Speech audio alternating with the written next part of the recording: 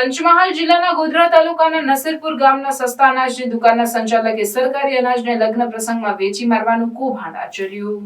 પંચમહાલ જિલ્લાના શહેરા અને ગોધરા તાલુકામાં આવેલી સસ્તા અનાજની દુકાનોની વ્યાપક ગેરરીતિને પગલે જિલ્લા પુરવઠા અધિકારી દ્વારા લાલ આંખ કરવામાં આવી છે, જેના પગલે સસ્તા અનાજની દુકાનો પર જઈ તપાસ કરતા કાર્યવાહી કરવામાં આવે છે, જેમાં ગેરરીતિ બહાર આવતા પુરવઠા વિભાગ દ્વારા કાર્યવાહી કરવામાં આવી છે. પંચમહાલ જિલ્લા પુરવઠા અધિકારી હરેશ મકવાણાએ જ્યારથી ચાર્જ સંભાળ્યો છે ત્યારથી સસ્તા અનાજની દુકાનોમાં જે ગેરરીતિ કરી રહ્યા છે તેમના બાવાના બે બગડી ગયા જેવો ઘાટ થઈ ગયો છે. સમયાંતરે પુરવઠા અધિકારી દ્વારા જિલ્લાની સસ્તા અનાજની દુકાનોમાં આકસ્મિક તપાસ કરવામાં આવે છે. આ વખતે તપાસમાં લોકોને મળતું અનાજ લગ્ન પ્રસંગમાં વેચી માર્યું હતું. જેમ ગોધરા તાલુકા નસીરપુર ગામમાં આવેલા સસ્તા અનાજની દુકાનમાં આકસ્મિક તપાસ હાથ ધરવામાં આવતા 27 કટ્ટાની ઘટ મળી હતી અને જેમાં 18 કટ્ટા ઘઉં, 8 કટ્ટા ચોખા, 1 કટ્ટા ખાંડ લગ્ન પ્રસંગમાં આપી દીધા હોવાની વિગતો મળી હતી.